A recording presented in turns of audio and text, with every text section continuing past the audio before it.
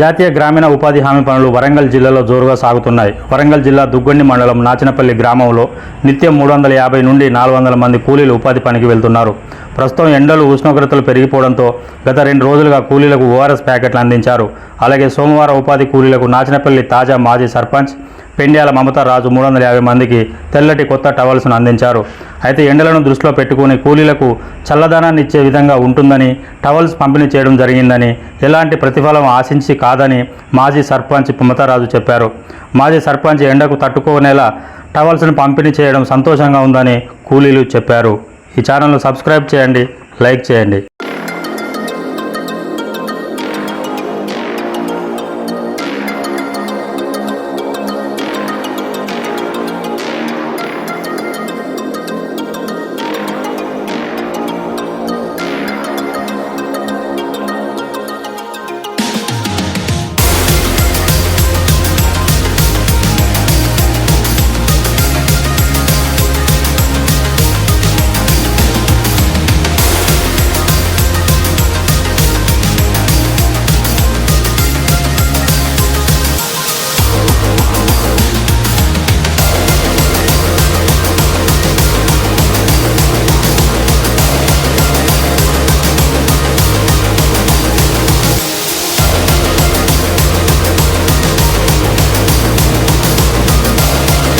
నాచనపల్లి తాజా మాజీ సర్పంచ్ పెండ్యాల మమతారాజు.